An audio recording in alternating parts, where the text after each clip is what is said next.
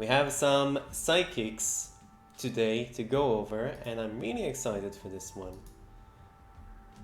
I can't see anything in the messages, and I can't see any viewers. Oh, that might be an issue. Let's see if I can fix it. No, it seems it's running. So I'm just gonna let it run here. And I can see your comments, by the way, so if you're commenting, at least let's put it on multi-stream so I can see everyone.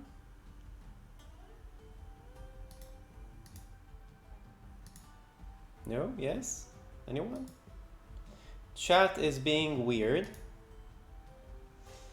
Anyways, I see that YouTube is working, so I'm going to just keep going. Let's go UA hype, that's what I want to hear. Yes, YouTube on delay as usual. Thanks, Moran. But we're working with what we've got, so that's what we're gonna do. Here we are, Unearthed Arcana, some psychic fun. That's going to, it's really interesting, this one, because they implemented a new mechanic for every one of the subclasses, and we'll get to them shortly. There's 3 of them. We have the Psi Knight, we have the Soulknife, and we have the Psionic Soul. And in addition to these subclasses, we also have 3 spells and 5 feats that you can put into your game to put psychics in your settings. This Unearthed Arcana begins with a short explanation about what psionic power means, where we've seen it before in earlier D&D editions, because there was a lot of reference to it, both in 3rd edition and 3.5, and even 4th edition had references for psionic powers, and we see it over and over again as the versions develop. This is Unearthed Arcana, it's unofficial, but the ideas here are interesting. There was an attempt to put a psychic class, full class. It's called the Psionic. What was it? The Mystic. The Mystic. Here it is. They experimented with it.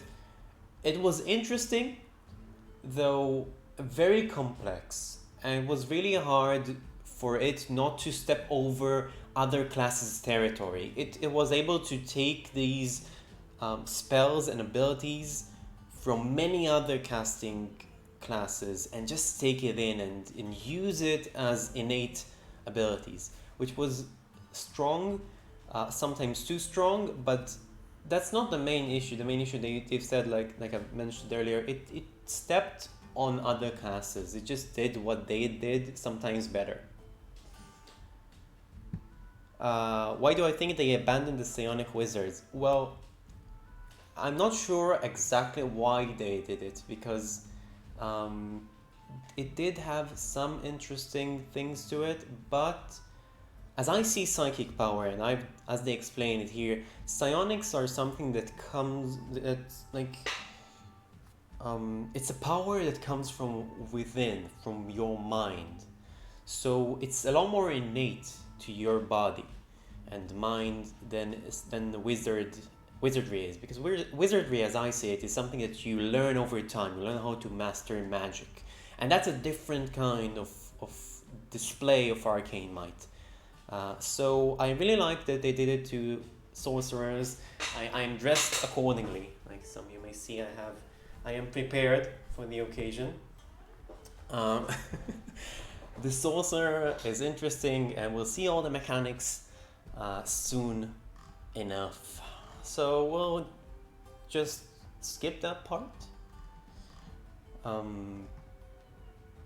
There's a lot of where is psi form of magic. Sometimes it is magic, sometimes it's not magic. We'll see. Maybe because the combination of psychic and arcane is an abomination. Maybe.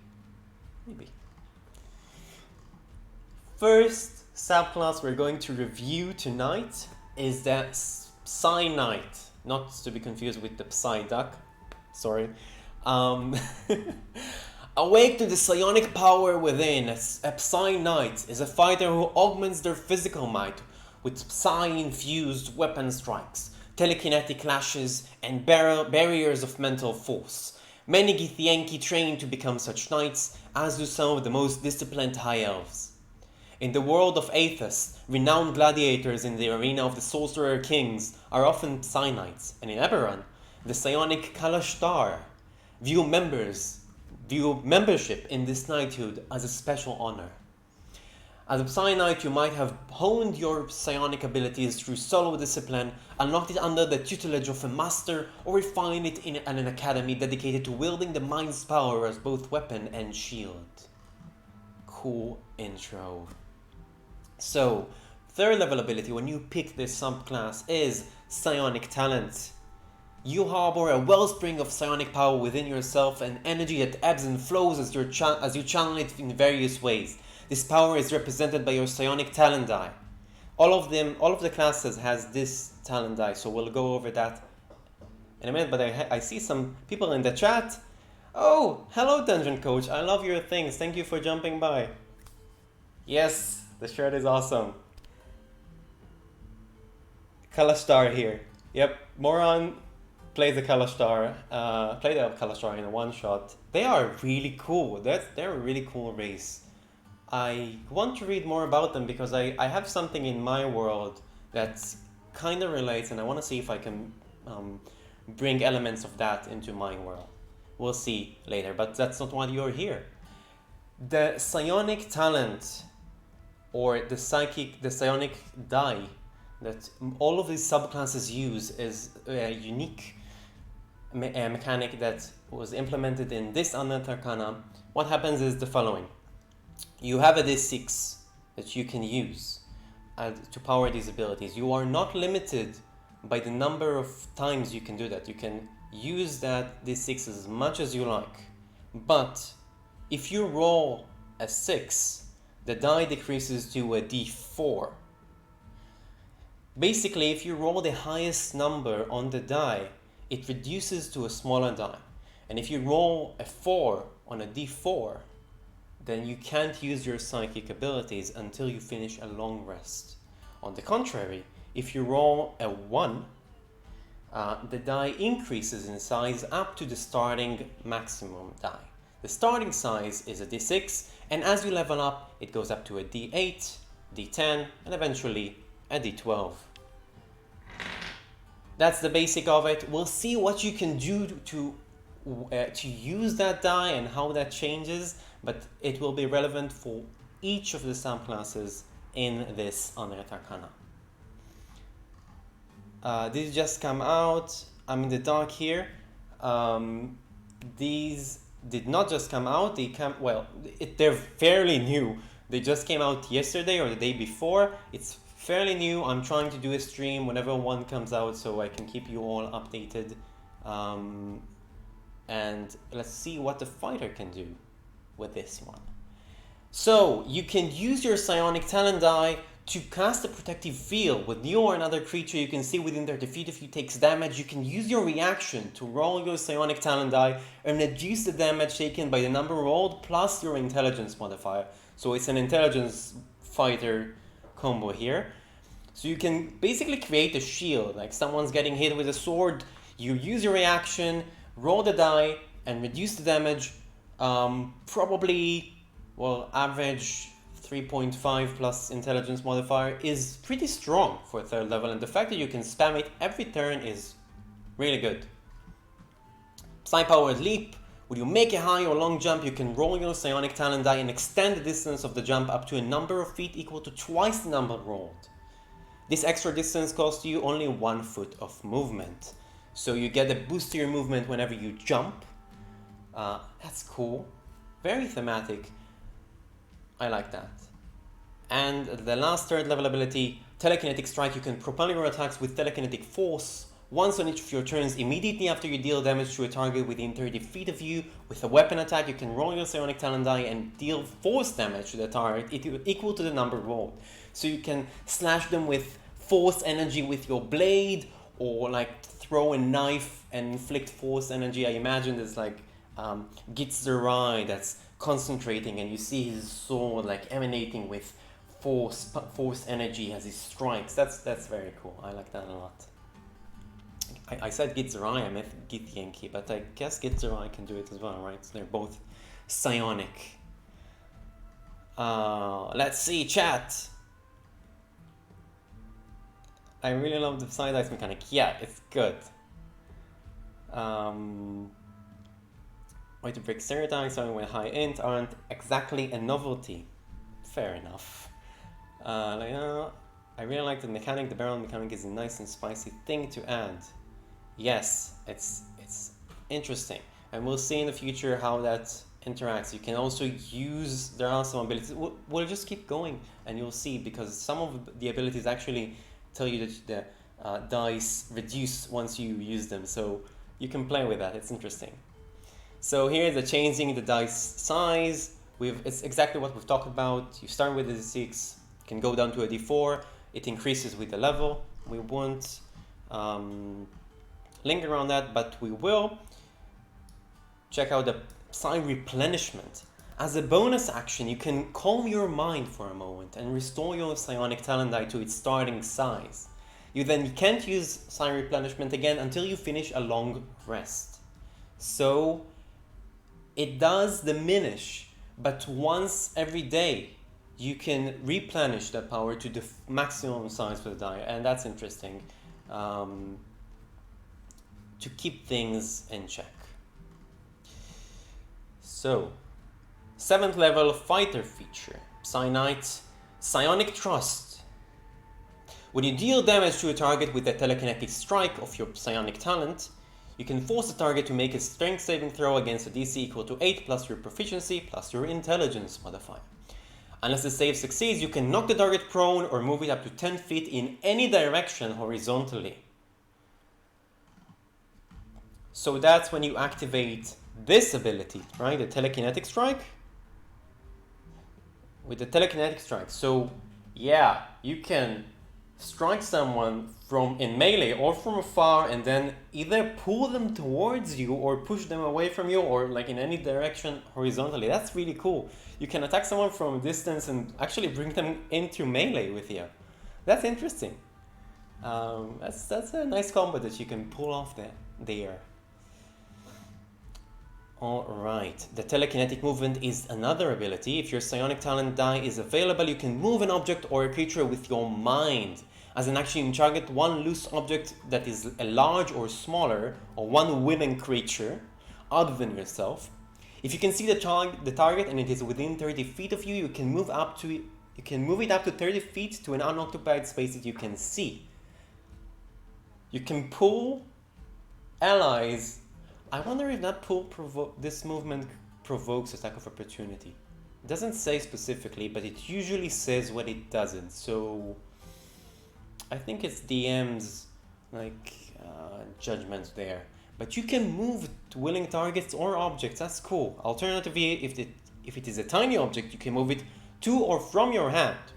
Either way, you can move the target horizontally, vertically, or both. When you take this action, your Psionic Talent die decreases by one size. Here, that's what I was talking about. So you are not exactly limited to the number of well, you are limited, but not in the, like, you have 5 usages every rest.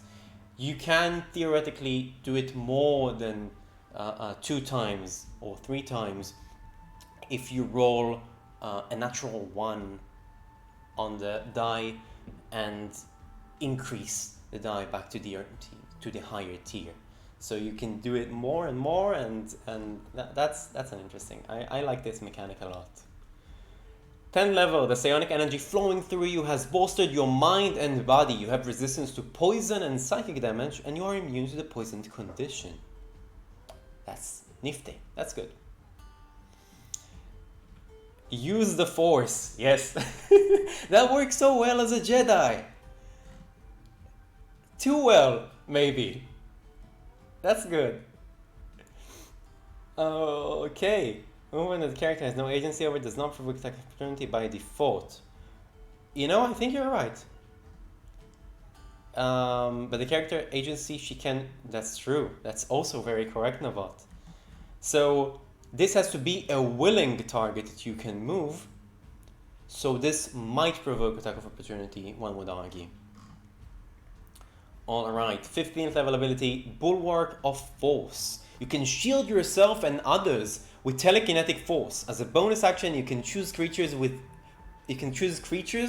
can include you that you can see within 30 feet of you, up to a number of creatures equal to your intelligence modifier. So like 5, you have +5. You're a very lucky fighter if you have +5, but you can protect up to intelligence modifier. Each of the chosen creature is protected by half cover for 1 minute. Half cover means they have +2 to their armor class. That's very good. It's like +2 for 1 minute for your allies. Just like that. No concentration, nothing. As a bonus action. Once you use this feature, you can do so again until you finish a long rest, unless you decrease your Psionic Talent die by 1 die size to use this feature again. So you can do it again in a day, again by reducing this die. And the last ability of the fighter is the Telekinetic Master. Your ability to move creatures and objects with your mind is matched by few. If your Psionic Talent die is available, you can cast a Telekinesis spell requiring no components. Your spellcasting ability for the spell is Intelligence. When you cast the spell, your Psionic Talent die decreases by 1 size. So again, you can cast it again and again, so long you still have that die. Telekinesis is a cool spell. And the fact that the fighter can do that is really nifty. I like it a lot. That's a cool subclass for the fighter. I don't think it's too strong. We've seen powerful fighters in the past. This one is not powerful in a way that breaks the game, but is very thematic and interesting. It has interesting combos that you can pull, and it works well with things like Action Surge and other fighter abilities that they gain as it progresses. It works well. I believe this is a good choice. I would definitely allow people in my game, my home world, to play that. Especially if they're playing like a Githyanki or a Gitzerai, that works perfectly. I'm not sure why the chat doesn't show in here, but I do see the chat on YouTube, so that's good. Wish they had made a monk subclass. Elcor, actually, they didn't make a monk subclass, but I made a homebrew for Wave Zerthimon Monk. So if you're interested in that, you can check it in the description. It's more or less similar to what we see here. It's based mainly on Planescape Torment. So I love that game. It's a wonderful game. So I just took the skills from there and tried to adapt them to 5th edition and see if I can make it work. And one of my players played that class and he enjoys it, and I love seeing it at the table. So if you like that, you can check it out in the description. Tell me what you think.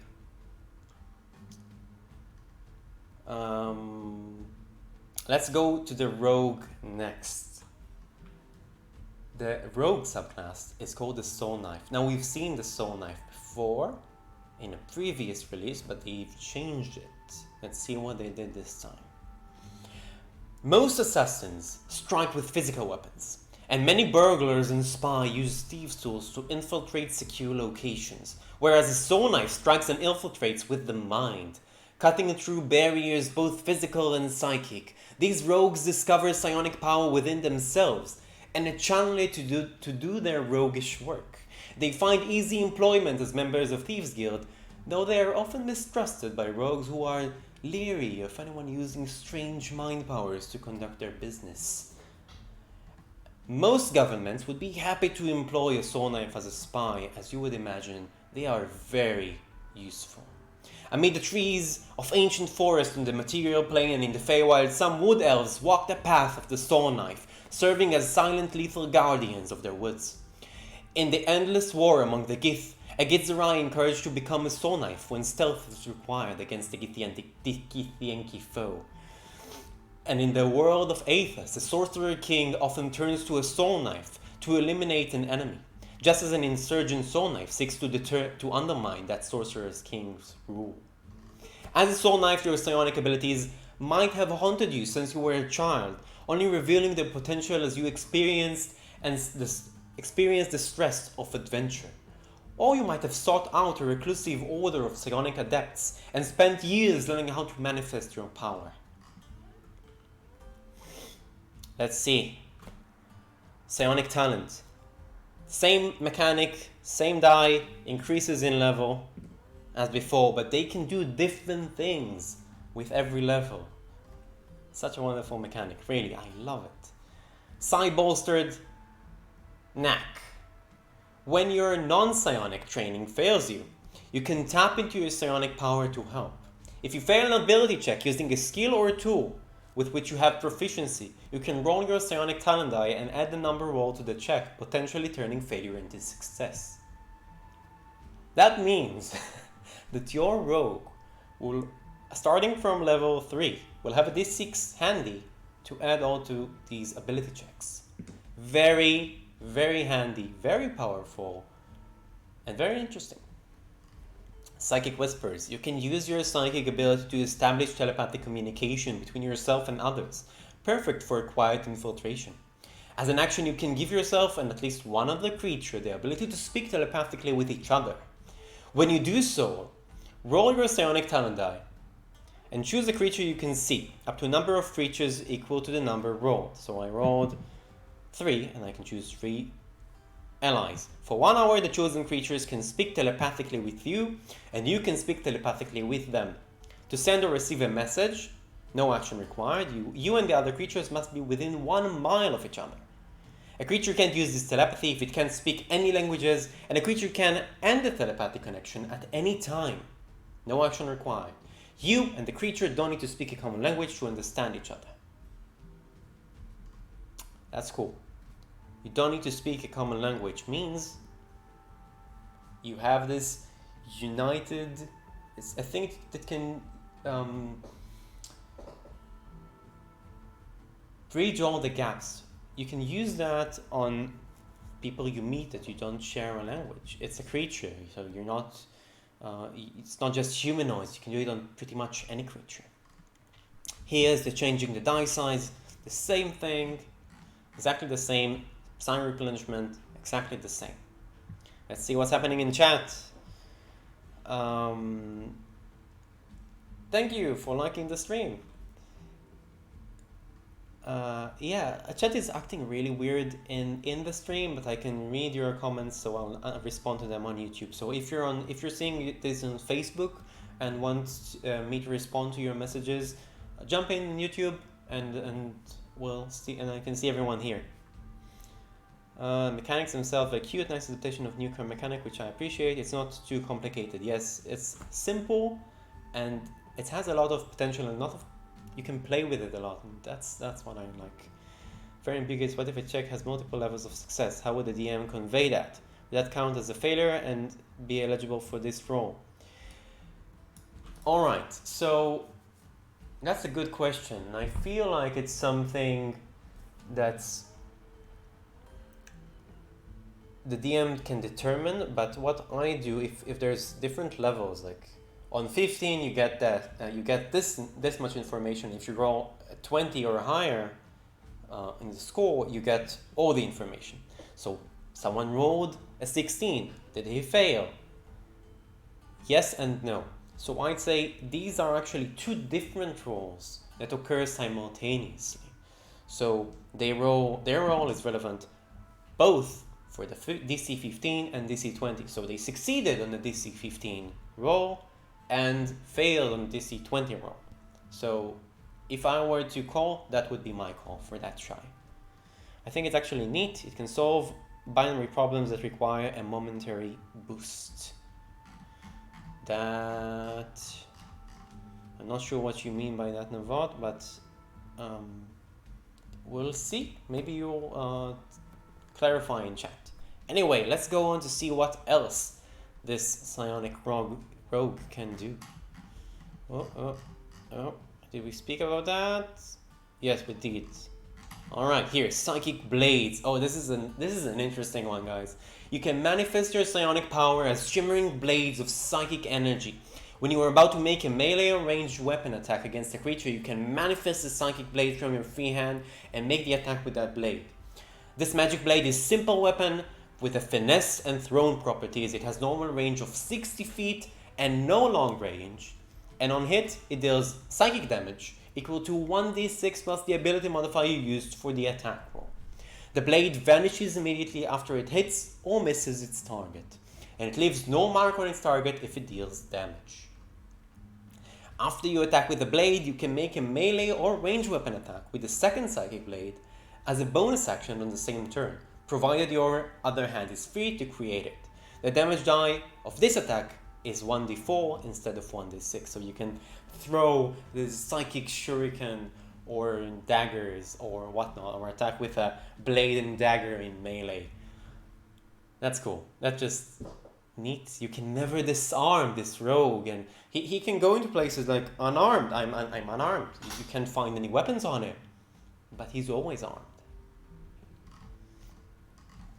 Soul Blades, 9th level rogue ability. The psychic blades are now an expression of your Psi-suffused soul, giving you finer control over them in the following ways. Homing strikes. If you make an attack roll with your psychic blades and miss the target, you can roll your Psionic Talent die and add the number roll to the attack roll. If this causes the attack to hit, your Psionic Talent die decreases by one size regardless of the number rolled. I was going to say that this is too strong before I read the last part, because that ability is similar to what the fighter, the battle master had with precision attack, and it's really strong. But the fact that you can only use it so much time and it has a price means you won't be able to spam it. You won't always have that benefit, and that makes it interesting. And I just imagine how it looks, and you throw that psychic blade and midair just changes direction and hits the enemy. That's just thematically awesome. Psychic Teleportation. If your Psionic Talents die is available, you can hurl is a hard word for me, your psychic blade to magically transport yourself to another location. As a bonus action, you can manifest one of your psychic blades and throw it to an unoccupied space that you can see up to a number of feet away equal to 5 times highest number on your Psionic Talent die. So if my current die is a d8, I can teleport 40 feet away. You then teleport to that space, the blade vanishes, and your Psionic Talent die decreases by 1 size. So again, we can't pull it off all the time, but we can do it sometimes, and that's interesting. What I also like about this mechanic is as you level in these subclasses, not only they become stronger abilities, each of your abilities just becomes stronger, but you can use them more often. And that to me it plays so well.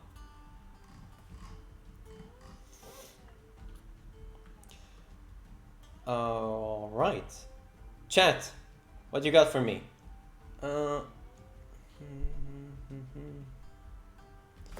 Bainavot, was nice for you to join us. One is very cool, but it's a bit unfortunate it doesn't scale at all. Remember, this attack comes at the expense of any cool magical weapon you might own otherwise. Yes, that's true. That's very true. So you won't be able to use your magical ability, but then your magical weapons. But then again, this deals psychic damage, so usually no resistance. Might be like if you have a unique +1 dagger, that's one thing. But if you have some other magical effect that you want to use, you'll have to choose, definitely. Yeah, that's true. If I was a DM for a Soulknife, I'd try to make something that works with them. So they might still get a +1 dagger, but that wouldn't be the only magical item they'll have. They'll have something to support that subclass, that they wouldn't feel that miss, that like, oh man, I have to like choose all the time what weapon I need to attack. Maybe something that boosts that weapon. I don't know, just a thought. The last. No, that's not the last. I skipped. Psionic Veil, 13th level. You can weave a veil of psychic static to mask yourself. As an action, you can magically become invisible along with anything you are wearing or carrying for 10 minutes or until you dismiss this effect. This invisibility ends if you deal damage to a creature or if you force a creature to make a saving throw. So similar to an invisibility spell, but it does not require concentration. Once you use this feature, you can do so again until you finish a long rest, unless you decrease your Psionic Talent die by one size to use this feature again. So you can use it again if you decrease your Psionic die. I'd imagine that a Psionic Veil would only work on creature with like a level of intelligence of 3 or higher. Like some abilities, I like that fact that some spells only work on creatures that have intelligence 3 or higher, mostly illusion magic. I think it can probably work well here. So you're not really invisible as much as you force your surrounding minds to believe you are not there. To them, you are obfuscated. The last ability of the Soulknife is Rend Mind. You can sweep your psychic blades directly through a creature's mind. When you use your psychic blade to deal a sneak attack damage to a creature, you can force that target to make a wisdom saving throw, DC equal to 8 plus your proficiency plus your dexterity.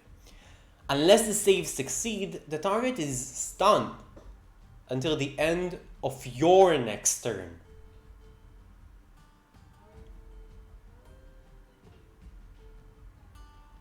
That's strong. Once you use this feature, you can do so again until you finish a long rest, unless you decrease your Psionic Talent die, the same as we've heard before. This might be too strong. Stun is the most powerful condition in 5th edition. There's the only way to cure stun is Power Word Heal, and I think Great Restoration doesn't do that.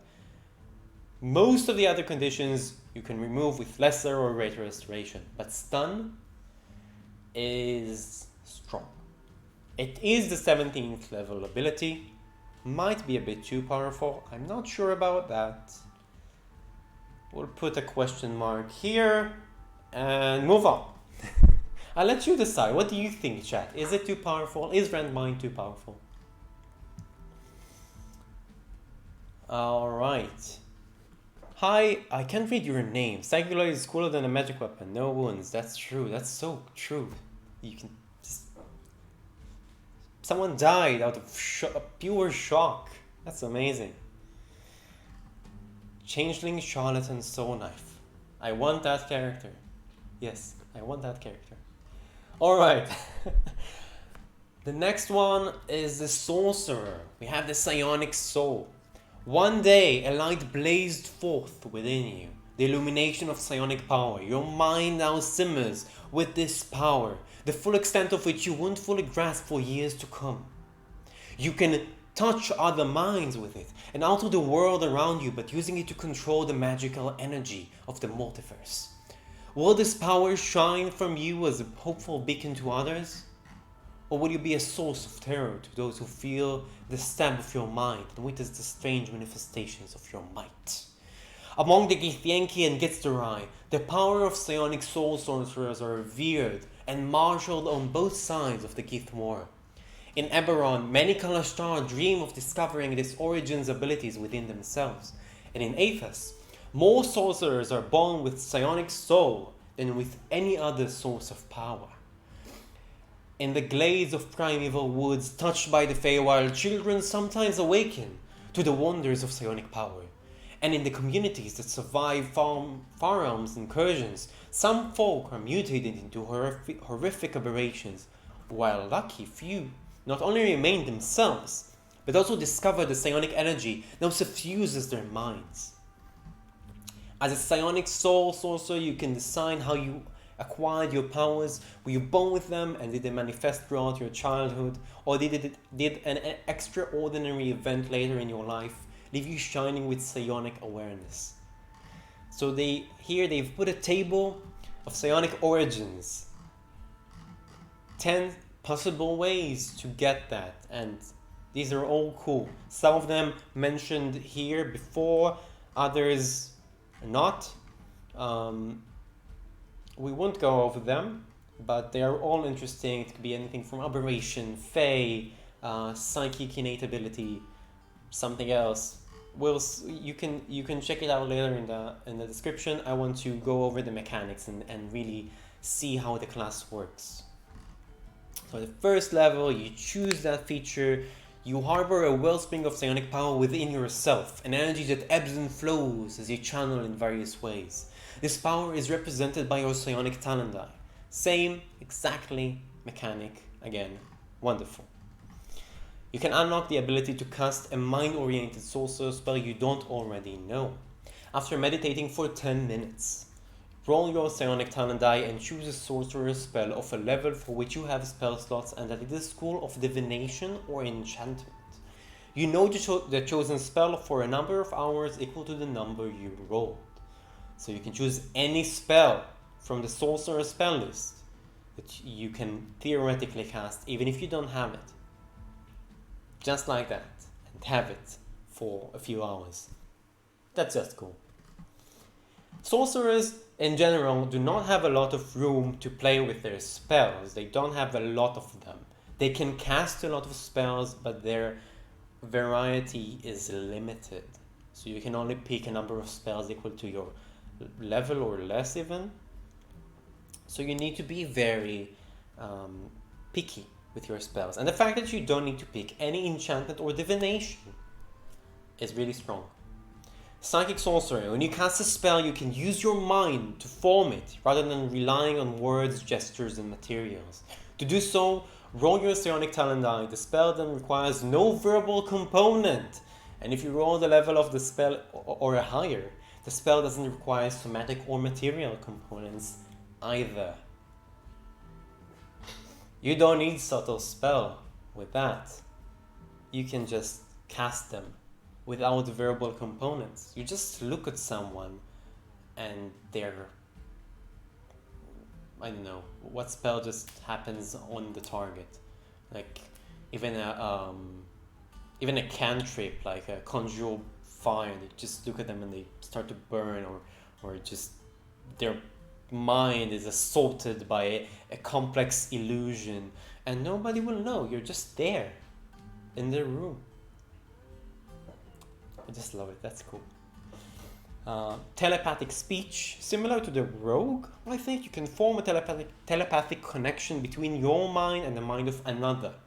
So not multiple characters, but one. As a bonus action, choose one creature you can see and roll your Psionic Talent die. For a number of hours equal to the number you rolled, you and the chosen creature can speak telepathically with each other while the two of you are within a number of miles of each other equal to the number you roll. So I roll d6, so we can telepathically speak for 3 hours as long as we are within 3 miles of each other. To understand each other, you each must speak mentally in a language the other knows. So this is not exactly like the gap closing that the Rogue had. You need to share a language and you can only target a single character with that ability. Alright, changing the die size is exactly the same. Psi replenishment, exactly the same. Chat, what do you got for me? Changing Charlatan Soulknife, same thing. It's still awesome. I can't pronounce that name because I can't see it, but it's cool. It's like complex, interesting name you have there.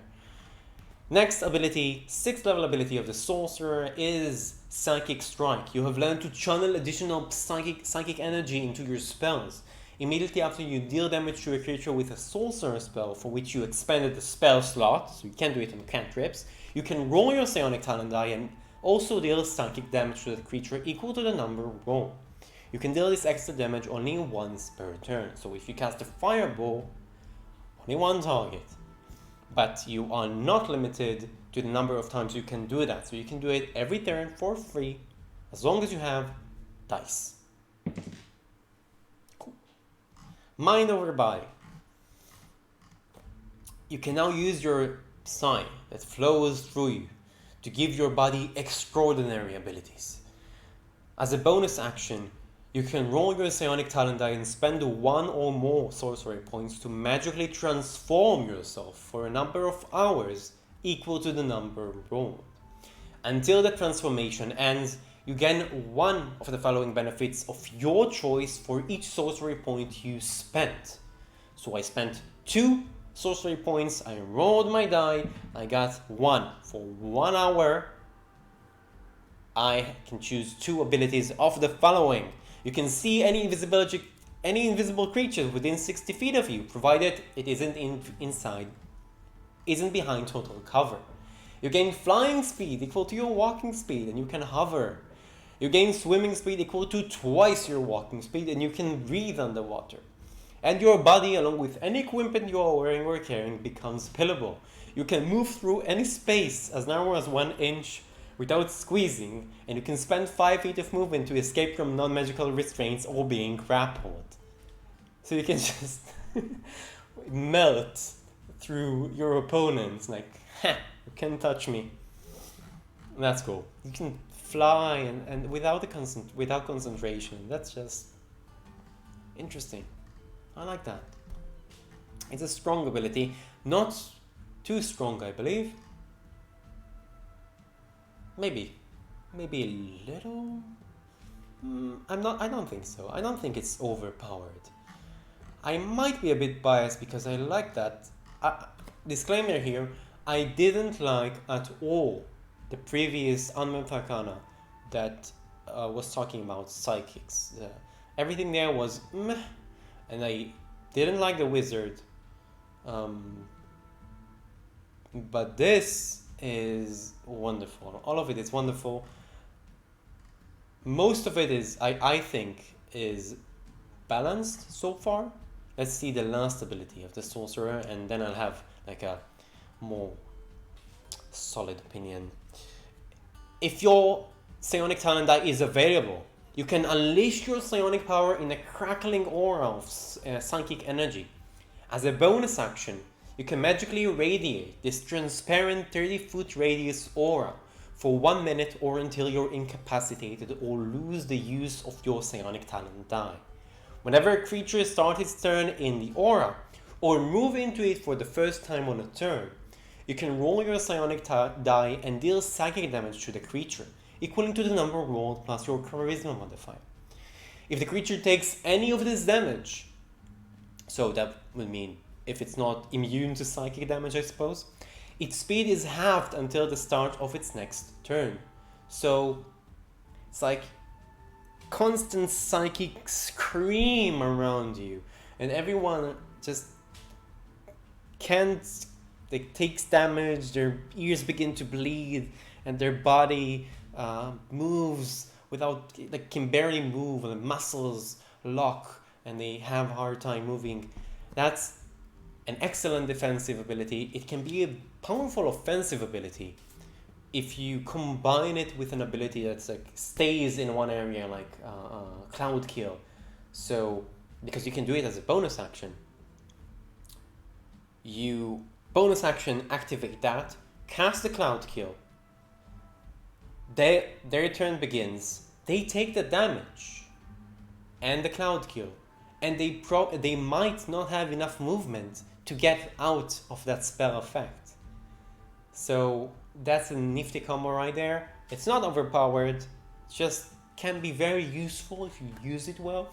Like many cool combos that you can pull off, and I bet there are plenty of cool combos you can do with Psychic Aura. Oof. Good, that's interesting. I would definitely allow that in my game. I don't think it's overpowered. I think it's also fairly strong. Feels right. Good on you, Wizards. You really nailed it this time. Let's check out. Next we have 3 spells and 5 feats. This is plenty of material in this one. I'm very happy about that. New spells. So here we go. 3 spells. First one is Intellect Fortress. It's a 4th level abjuration spell. For the duration, you or one willing creature you can see within range has resistance to psychic damage, as well as advantage on intelligence, wisdom, and charisma saving throws, which is just amazing. This is so good. Intelligence, wisdom, and charisma saving throws are always the worst to fail at. If you can protect your party from that ability, that is so good. That is amazing stuff.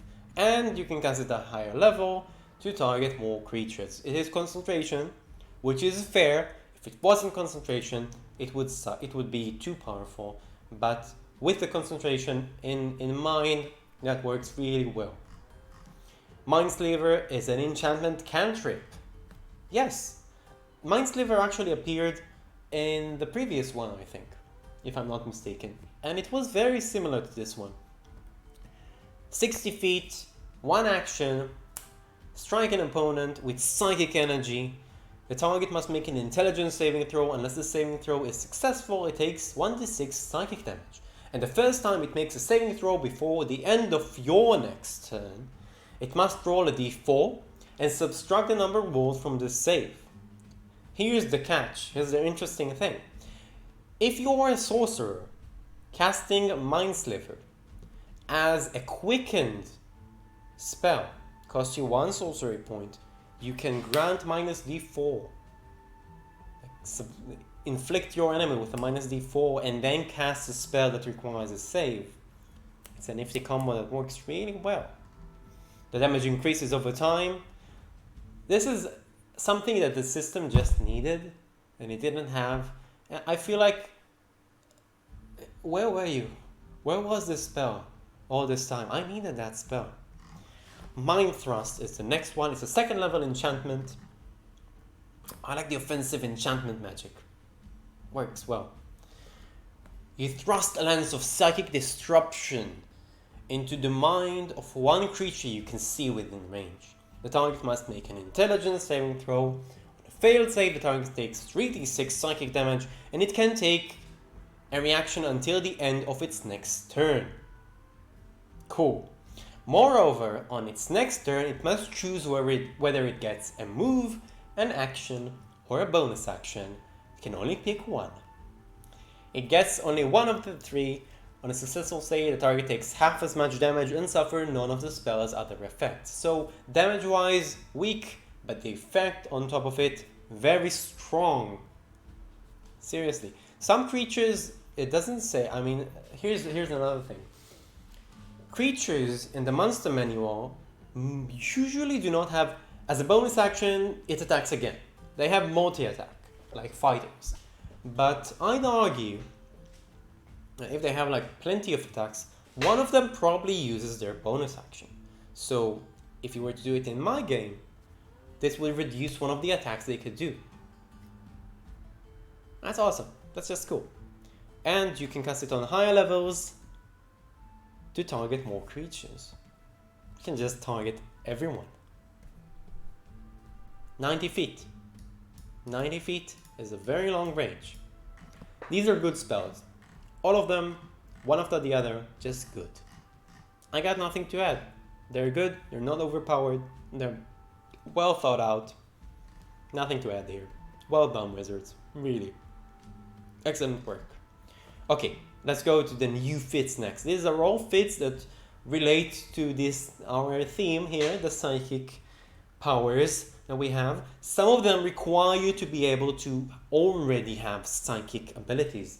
Like if you had the Psionic Talent feature or Wild Talent feat, which is later down here, we'll see it shortly, but you can pick some of these feats. So, metabolic control. You have refined psionic control over your body's functions. You gain the following benefits. Increase your strength, dexterity, or constitution by 1. So this is like a half-fate situation we have here. If your psionic talent die is available, you can take an action to channel your psionic power to nourish yourself for the next 24 hours, as if you consume sufficient food and water for the day. When you take this action, your psionic talent die decreases by 1 size, so you can reduce your d6 or whatever die you have by 1, and you don't need to eat or drink. That's cool. It's not. I found that in most settings, that at least games that I run, I don't pay attention that much to how much you eat or drink. I just assume that everyone has rations, but I know that some games out there where survival is a thing, that can definitely go into consideration. Do I want to do it? Do I want to eat? Because it does weaken you, but it also invigorates you. If your Psionic Talent die is available, you can meditate for 1 minute, at the end of which you gain the benefits of finishing a short rest, and your Psionic Talent die decreases by 1 die. You can meditate in this way again until you finish a long rest. This is a half feat. I call it half feat because it does increase your ability score by 1. So when you don't give up 2 points, you give up just 1. When you pick that fit. You'll usually have 1 minute. I've heard good commentary on if you have 10 minutes, you usually have an hour. But that's not true for 1 minute. Sometimes you have 1 minute and just 1 minute. And that 1 minute can give your fighter action surge again. That's really strong. Really, really powerful. Not sure about it. It's on the strong end. There are some strong feats out there. This is on the strong end of the feats, I believe. Next one is the Telekinetic. Again, you need to be psionic already to do that. Increase your intelligence, wisdom, or charisma by 1. So this is again a half feat. You learn the mage hand cantrip. You can cast it without verbal or somatic components, like those arcane tricksters, and you can make the spectral hand invisible, like those arcane tricksters. If you already know the spell, the range increases by 30 feet when you cast it. Its spellcasting ability is the ability increased by this feat, so whatever you chose here is the ability, though mage hand usually doesn't really have to roll spellcasting ability, does it? Not sure. Never mind. As a bonus action, you can try to telekinetically shove 1 creature you can see within 30 feet of you. When you do so, roll your Psionic Talent die, and the target must succeed on a strength saving throw, plus your proficiency, plus the ability modifier of the score increased by this feat. Oh, that's good. Alright. Proficiency and the ability you chose. So if I increase intelligence, proficiency, intelligence, plus 8, DC. Or be moved toward you or away from you, a number of feet equal to 5 times the number you roll. A creature can willingly fail this save. So you can pull enemies out of harm's way, does invoke attack of opportunity like we have seen earlier in chat, or push enemies away. Cool. That's cool. And not too powerful. That's just a cool ability to have. Telepathic is the next one. You awaken the ability to mentally connect with others. You gain the following benefits. Half feat again, increase wisdom, charisma, or intelligence, plus 1. You can speak telepathically to any creature you can see within 30 feet of you. Your telepathic utterance are in a language you know and the creatures understand you only if it knows that language. Your communication doesn't give the creature the ability to respond to you telepathically, so you can communicate with someone who shares your language. If your Psionic Talent die is available, you can cast a Detect Thoughts spell requiring no components. When you start casting the spell, your Psionic Talent die decreases by 1 size. Your spellcasting ability for the spell is the ability increased by this feat. So again, the DC that they will have to pass, the wisdom saving throw that the creature would have to succeed in, is determined by the score you increased when taking this ability. Just cool, works well. Tower of Iron Will. Yes. Your mind's defenses are formidable. After you or another creature you can see within 30 feet of you fails a saving throw, you can use your reaction to roll your Psionic Talent die and add the number rolled to the saving throw, potentially causing it to succeed. This is a wonderful mechanic. I've seen it I've used it when I designed my Homebrew Monk, you can check it in the description below. It's just a cool ability to have. Like in the Planescape game, there was a character, a Gitzerai called Dakon, and Dakon had this ability that's called Submerge the Will. And when he activated this ability, it granted defense to extra defense to all of the allies. But I took that ability. It's like a monk can submerge the will and protect himself or others around him in his close vicinity. And that mechanic you can see in the Homebrew is the same, exactly the same. And I feel validated by Wizards of the Coast now. Our last feat, I know we're going into the last one. Wild Talent. This feat is basically the unlock psychic powers feat. So if you're not any of the classes above and you still want some psychic powers, this is the feat for you. You awaken to your psionic potential, which enhances your body or mind. Increase one ability score of your choice by 1 to a maximum of 20 to represent this enhancement. You harbor a wellspring of psionic power within yourself, an energy that ebbs and flows as you channel it in various ways. This power is represented by your Psionic Talent die, the starting die, a d6, just like everyone else. Just like everyone else. You're no special, you're psionic just like everyone else. So you can use that Psionic Talent to make an ability check. When you make an ability check with the ability increased by this feat, you can roll your Psionic Talent die and add a number rolled to the check. You can choose to do so before or after rolling the d20, but before you know whether the check succeeded or failed. So it's weaker than the rogue version, which is fair because that's one of his main abilities there.